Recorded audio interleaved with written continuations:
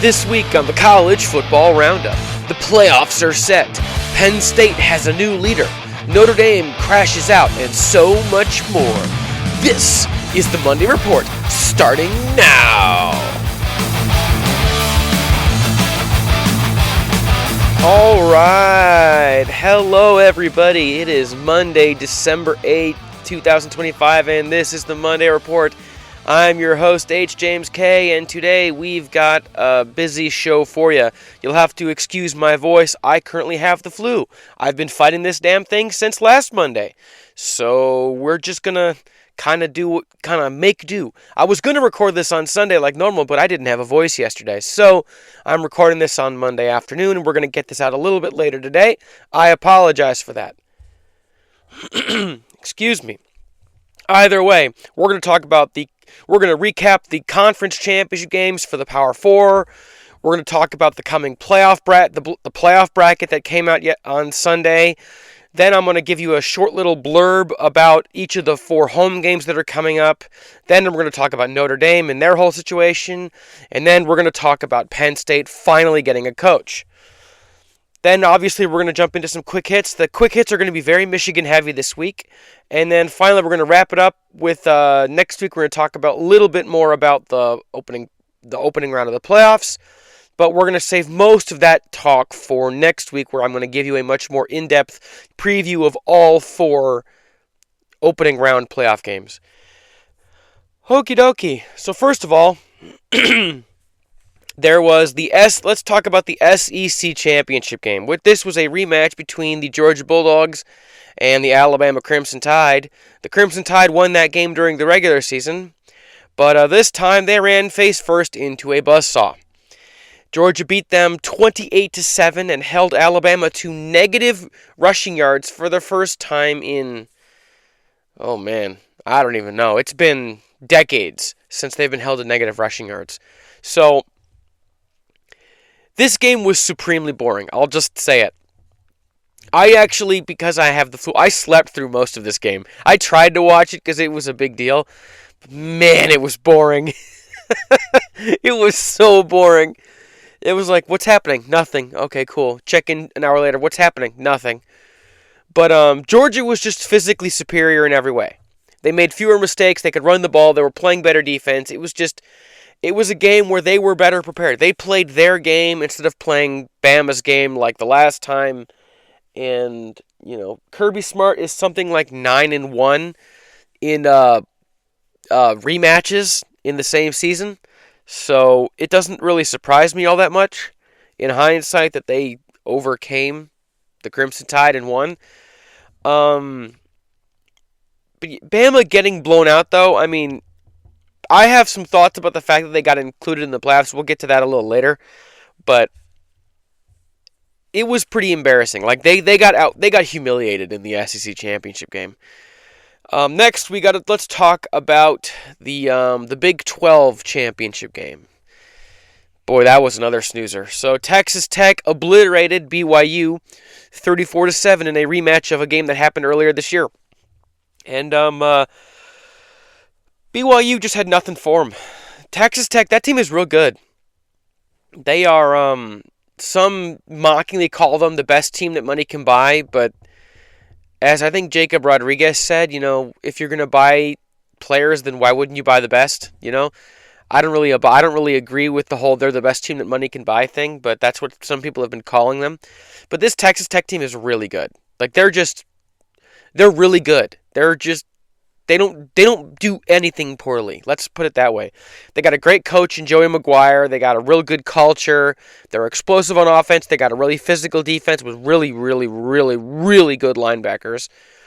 And they just outclassed BYU. BYU is a good team. And they had a great season. But they had nothing for them. Too many mistakes, turnovers, bad play calls, poor execution, penalties, mental lapses, defensive mistakes, special teams. They didn't do anything right. And there were times where you're like, oh, maybe this is when BYU can get in the game. And then they would turn it over. Or they would commit a penalty and have to punt. It was the whole game for BYU. So Texas Tech punched their ticket in emphatic fashion. All right, next we're going to talk about the ACC championship game, and this one was interesting because this one was Virginia. If Virginia won, they went into the playoffs. If Duke won, the ACC champion just didn't get included, and Duke won. They stunned Virginia 27-20 in overtime, and they pretty much controlled this game for the duration. Virginia just came out really flat. They beat the tar out of Duke earlier in the year, but they say that it's really hard to win a rematch. Don't tell that to Texas Tech, but anyway. So Duke just came out storming their defense under, their defense, which is a very Manny Diaz style defense, but he is their head coach. They were very, very aggressive, lots of blitzing, a lot of man coverage, and they went after Virginia. They did the things you have to do to win, and Duke won an outright ACC title for the first time in a long time. I would have liked to see Virginia do it because they've never won a conference championship, but it wasn't to be, and it was a strange game. I was watching the Big Ten championship game instead of this game, to be honest with you. I flipped back and forth a couple of times, but every time I tune in, Duke was still ahead. Duke was controlling the game. Duke was ahead. And Virginia came back late to kind of force OT, but it's too little too late. And obviously, turning it over in overtime, it wasn't meant to be. And that's a shame because, Chandler Morris was a really good quarterback. Tony Elliott's a good coach. And so, you wonder what they could have done in the playoffs, but instead, Duke won. Duke made the plays you got to make to win a conference championship game. Last but not least, let's talk about the Big Ten championship game. Excuse me. Sorry. Indiana triumphed over Ohio State by a score of 13-10. It amuses me that for the second year in a row, Ohio State got their only loss so far, 13-10. But Indiana, man, it's clear watching this game. It is clear that the way to beat Ohio State, you have to have an incredible pass rush from your front four, from just your defensive line, and so that allowing you to keep all your guys back in coverage to limit the explosive plays that their offense can make. Meanwhile, your defensive line, without having to blitz, is harassing their QB. Because that's what Michigan did last year, that's what Michigan did the 3 years before that, and that's exactly what Indiana did on Saturday. They harassed Julian Sayin with the D-line, and their DBs were back there just like, fine, throw, but you're not going to get more than 10 yards. You're not going to get past us. You're not going to get around us. And for the most part, they really kept Ohio State's offense in check, and it was really obvious that Ohio State couldn't pin together successive good runs. They struggle on the O-line when they face a good pass rush this year. So, they just couldn't run the ball. And in a game that you could argue was going to decide who won the Heisman Trophy, Julian Sayin or Fernando Mendoza, Fernando Mendoza made the plays to win. He had a Heisman. He had his second Heisman moment of the season. And yeah, you could say, but it was only 13 points, but it's against the best defense in the country. And he made the plays that pushed his team over the top to win the game. Simple as that. Kurt Cignetti, man. I want him to be Michigan's coach so bad, but I think he's going to be in Indiana for the duration, to be honest with you. So, it was a great game. It was, for the first time in a long time, the Big Ten championship game wasn't a snoozer. Because every one of the Michigan Big Ten championships was a total laugher. Michigan beat the crap out of whoever they played. And several years before that, they were all, none of them were, like, Michigan State versus Iowa, like back in 2016 or 2017. That was a really entertaining game, but that was the last one that was really entertaining and close from a neutral's perspective. So it was a great game. And as much as I said that, Julian Sayin, give him the Heisman after the game last week, watching Fernando Mendoza again, excuse me. Watching Fernando Mendoza again, it's his Heisman. He won. He won the Heisman because in a moment when Ohio State needed Julian Sand to go God mode, he didn't. He couldn't. And that was it. That was the deciding factor. So I think Fernando Mendoza is going to win the Heisman Trophy. Now, admittedly, I think it's going to be him, Julian Sand, and Vanderbilt QB Diego Pavia. I think are going to be the three quarterbacks that get invited. And then Jeremiah Love, the running back, might get invited. And maybe, Jacob Rodriguez, the linebacker from Texas Tech, maybe he gets invited. But I think Fernando Mendoza is going to win the Heisman. All right, next, following the conference championships, the college football playoff bracket was released. So the teams that got a first-round bye were Indiana, Ohio State, Georgia, and Texas Tech in that order. That's their seeding. All right, forgive me. I had to take a break and cough for a bit. I hate having the flu. It's truly awful. Either way. So those are the 4 first-round byes, and the 4 first-round home playoff games are James Madison at Oregon. Oregon is favored by 21.5 in that game, and the winner of that game will go play Texas A&M in the Capital One Orange Bowl. The next home playoff game is Alabama at Oklahoma. Bama is favored by 1.5 points in that game. The winner of that game will go play Indiana in the Rose Bowl, which whoever wins that game, I can't wait to watch them play Indiana in the Rose Bowl. That's going to be fan-freaking-tastic. The next one is Tulane at Ole Miss, which, much like the Alabama-Oklahoma game, is a rematch from earlier this year. So Ole Miss is favored by 17.5 points. Now, it is worth mentioning, when these two teams played earlier in the year, Ole Miss won 45-10. So do not expect this game to be entertaining at all. And the winner of this game, Ole Miss, is going to play Georgia in the All-State Sugar Bowl. And then the last of the home playoff games is Miami at Texas A&M. Texas A&M is favored by 5.5 points. And the winner of that game will go play Ohio State in the Goodyear Cotton Bowl Classic. Now, who would I want to win from all these games? I'd love to see honestly, I would love to see Oregon, Oklahoma. Oh, man. I think it'd be kind of neat if Tulane or... Honestly, it'd be kind of neat if Tulane or James Madison pulled an upset. Just because I think it would really be like a what? And I'd like to see Miami play Ohio State, because that would be a rematch of, 2003 BCS National Championship game, 2002, 2003. So I'd love to see Miami win over Texas A&M, and, maybe a G6 upset would be cool. And obviously I want the Sooners to win just because I don't like Bama, and you could make an argument that they shouldn't even be in the playoffs, but Alabama for that matter. So, but those are the 4 home playoff games, and with those 12 teams getting in, obviously that means Notre Dame got left out. So, the way I have this set up is I'm going to kind of give you the order of events, so to speak, and then we'll give you some overall commentary. So, Bama didn't get punished for losing the SEC championship game. They came in ranked 9, they lost, they stayed at 9.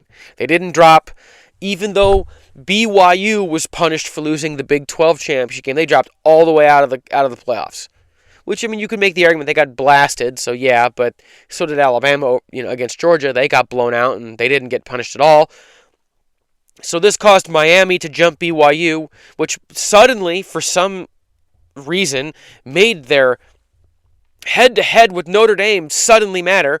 It's mattered all year, and Miami should have been ranked over Notre Dame for the past 4 weeks, but they always said, they'd always kept ignoring the head-to-head, but suddenly now that there's no longer BYU between the two teams, Miami is suddenly, the head-to-head matters, and they're over Notre Dame. So Miami, Bama, and James Madison are in. Notre Dame is out. In response to this, Notre Dame opted out of their bowl game. And then their athletic director, Pete Bevacqua, something like that, BEV something CQUA or something like that. I don't know how to say his name. I apologize. He blasted the ACC for lobbying for Miami instead of Notre Dame. Even though they have a scheduling agreement and Notre Dame isn't actually in the ACC, and he was upset that they didn't lobby for Notre Dame to get into the playoffs. Notre Dame, you're independent. You're not actually in the ACC. So why would the ACC lobby for you instead of Miami, who's an actual card-carrying member of the ACC? So what do I think of all this? Well, you can make an argument that Miami should have been in the that Miami and Notre Dame should have both been in the playoffs, and Bama should have dropped out because they got absolutely blasted by Georgia. But if you're not going to make that argument and Notre Dame is just out, then them opting out of a bowl game is the most punk move I've ever seen. It's awful. It's so dumb. It's the I brought the only ball to play, but I'm not having a fun time, so I'm taking my ball and going home. Screw you guys. Blah, blah, blah, blah, blah. It's so immature, and it's such a stupid crash out. And the worst part of it is, get a load of this one. So apparently Notre Dame, starting next year, Notre Dame has a memorandum of understanding with the College Football Playoff Committee that if Notre Dame is ranked inside the top 12, they automatically get into the playoffs from now on. Think about that. So not only do they not have to play a conference championship game, they're just automatically in if they're in the top 12. Which means get 10 wins, you're in the playoffs. For them, automatically. Even though Michigan, if they had beaten Ohio State, there was an argument that they might not have gotten in with 10 wins. So just think about that. It's so unbelievably dumb. Once again, you'll have to excuse me. I had to stop and cough for a bit. Good Lord, I hate being sick. This is taxing. But we're doing it for love of the game. So, how do I put this without losing my temper and swearing all over the place? I think Notre Dame shouldn't get into the playoffs ever again until they join a conference. Join a conference. Any of them. I don't care. Stop pretending that you're better than everyone else. You're not. The playoffs are better without you if you don't want to play like the rest of us. Michigan is scrapping and scratching and clawing trying to get to the playoff contention, and they don't because they played Ohio State this year, and they played Oklahoma, and they played all these good teams year after year after year.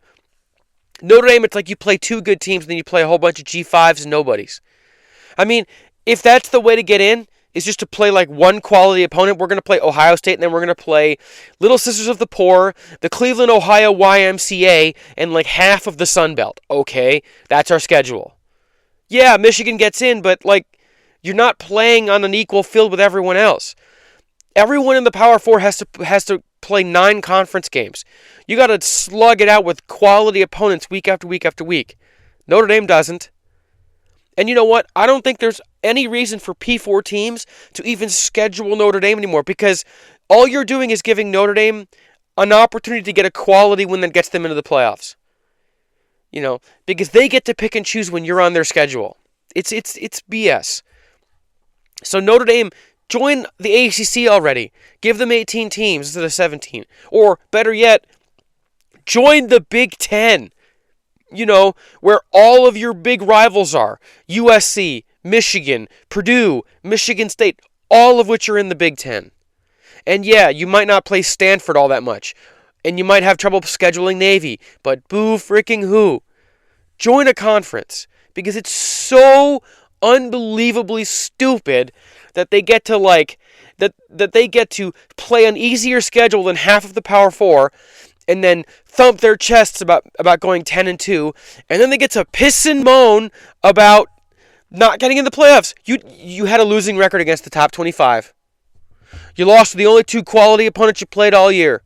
Why are you moaning about not getting in, bro? You lost to Texas A&M and Miami in back-to-back weeks. And pardon my language, I swore back there, but it's so dumb. I'm so over Notre Dame, and I'm so happy that they didn't get in the playoffs, that this behavior wasn't awarded yet again. Join a conference. Grow up. It's time to join the rest of the college football world.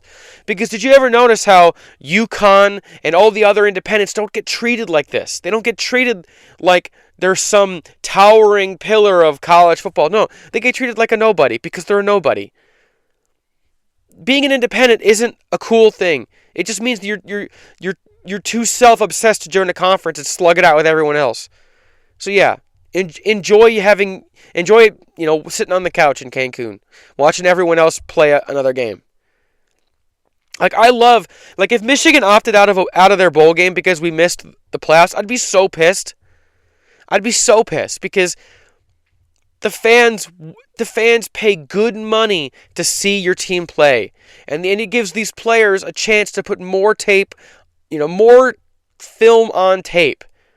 I mean, think of all the guys who play for Notre Dame who might have enjoyed another chance to play a quality opponent and maybe help them give some more tape to get into the NFL. They can't now. They got to just run with whatever they had.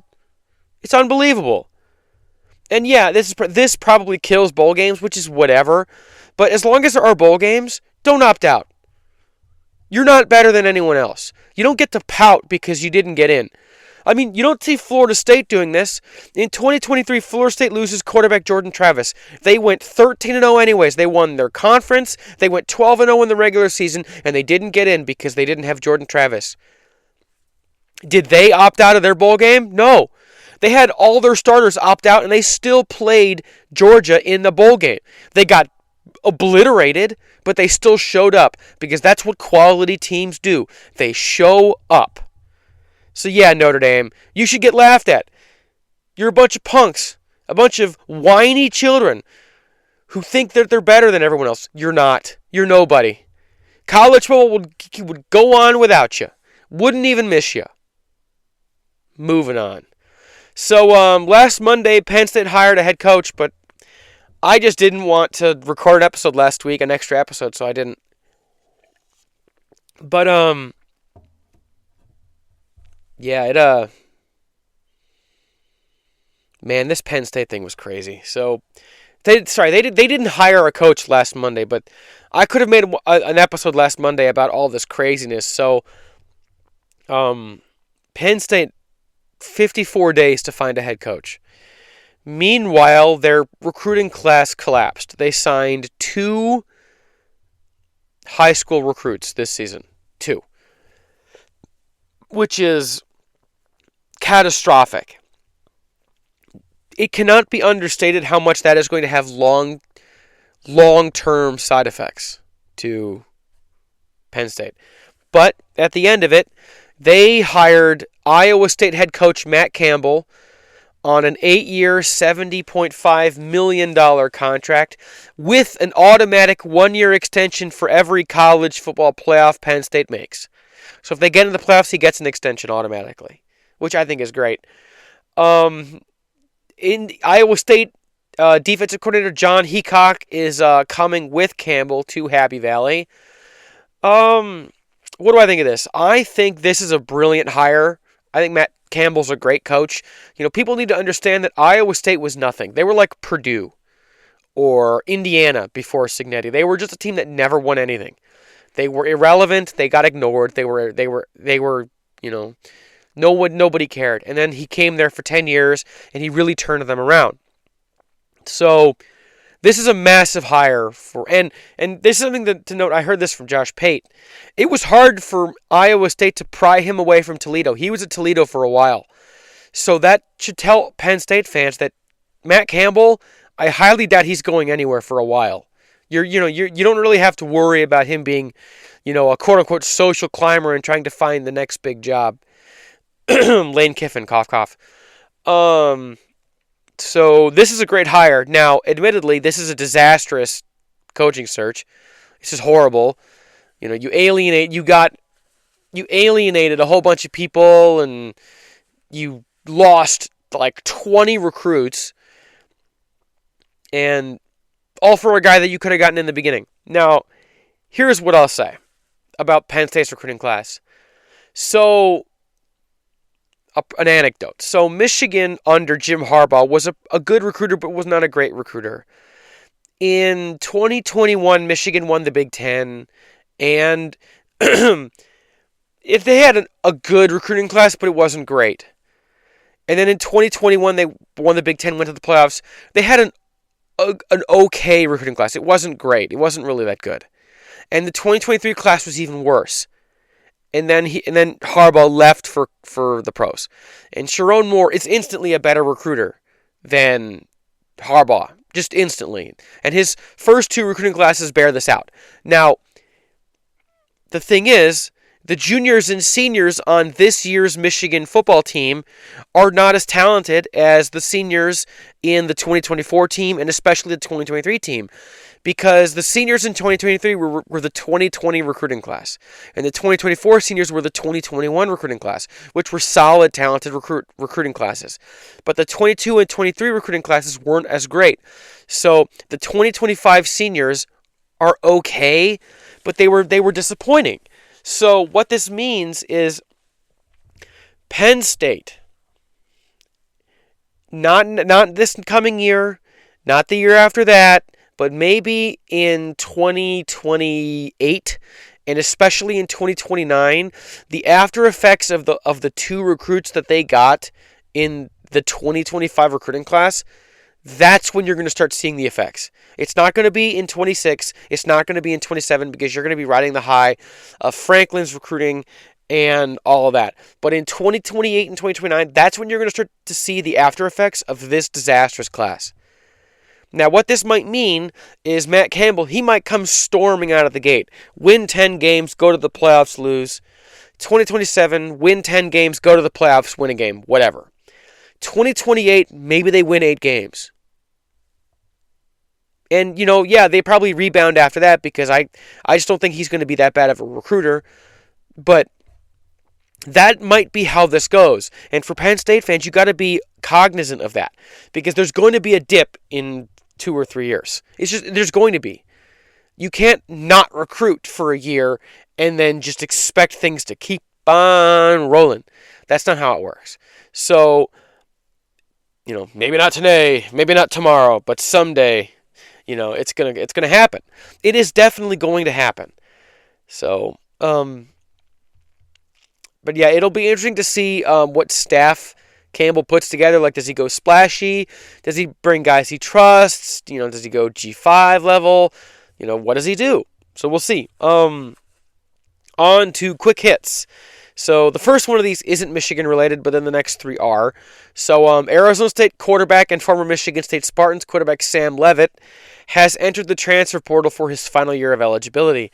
He took Arizona State to a Big 12 championship in the playoffs in 2024, but Arizona State took a step back in 2025, and now he's jumping in the portal. And he was a captain for the team in Arizona State this year, but he did not show up to the players' banquet, even though all the other captains did. So, but they wished him well. Where does Sam Leavitt go? I don't know, but I think he's probably going to be the highest-ranked quarterback in the portal this year.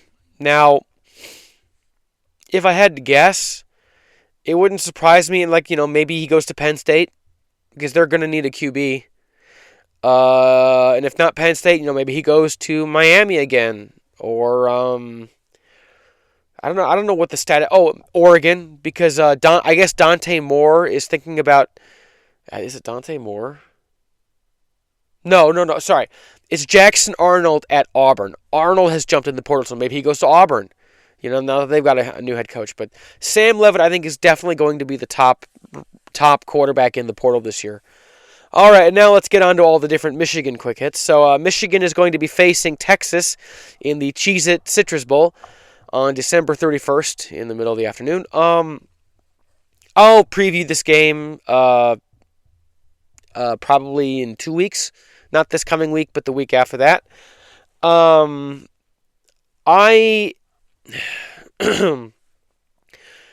not super enthused about playing the same team for the same team for the second year in a row, because we played them week 2 or whatever of 2024, and then we're playing them in week 1 of 2027. So we're gonna play them 3 years in a row now. I was hoping for Vanderbilt, to be honest with you, but it's Michigan versus Texas. What can you expect? it's going to be a good game. If Texas takes it seriously, they're going to beat the crap out of Michigan. But the good news is Michigan's not going to have a lot of opt-outs, so the 15 extra practices are going to pay serious dividends for Michigan going into 2026. Next, Michigan fired special teams coach J.B. Brown, who was elevated after Jay Harbaugh left with his father to go to the pros. J.B. Brown oversaw one of the best. He oversaw the decline of one of the best special teams units in the country under Jay Harbaugh, which collapsed to the 130th unit in the country in 2025. Dominic Zvada, the place kicker for Michigan, he went from being a Lou Groza Award contender to a sub 70% kicker who was a total vibes kicker. If the vibes were good, he was good. If the vibes were off, he was just yipped up as hell. Excuse my language. So, it's one of these things where it's inexcusable. Michigan's longest punt return was like 10 yards. And it was just Samaj Morgan every week. It's like, okay, he's got all the room to run. He called a fair catch. Or he has no room to run, but he's going to return anyway, and he loses yards. And it was just bad. And punting was horrible. Michigan had like a 10-yard punt against Ohio State, which ended the game. That was it. That was the kill shot. Bang. You're done. So he had to be fired, and he was replaced by former Ohio State Buckeyes defensive coordinator Kerry Coombs. So Michigan fans will remember Kerry Coombs as the defensive coordinator under Ryan Day in 2021 when Michigan ran all over them. Now, it should be noted, he's not working with the defense. He's a special teams guy. He ran point under Urban Meyer for special teams. He was the point man for special teams under Urban Meyer, and their units were always really good. Kerry Coombs is a real big culture guy. He's known as an incredible DBs coach, and this is an important one, he's one of the best DB recruiters in the country. So they say. So I would not be surprised if he's helping with defensive recruiting on top of being a special teams coordinator. So I like the hire. He's experienced. And the last in the Michigan quick hits, according to Sharon Moore, he doesn't see any more staff changes, quote unquote, of the current staff. But Michigan is going to look at hiring a quarterback coach for Bryce Underwood.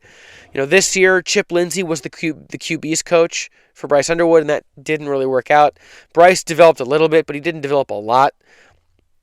So, so Bryce Underwood's going to have an actual dedicated QB coach next year. Thank the Lord. Oh, my throat. Ugh. All right. So, the last thing we're going to talk about real quick, the first round of the college football playoffs. We've been doing this, so what's going on next week? Well, next week there's nothing. So, the first round of the college football playoffs starts on December 19th. So, December 19th, you got Alabama at Oklahoma. And that game is, I actually don't know. I think that game's in like the middle of the afternoon. Then you got Miami on December 20th. That's a Saturday. You got Miami at Texas A&M, followed by Tulane at Ole Miss, and then James Madison at Oregon in the nighttime slot, in the 8 p.m. slot. So the best two games of the round are in daytime, and the two G5 games are later on, which I think is really stupid.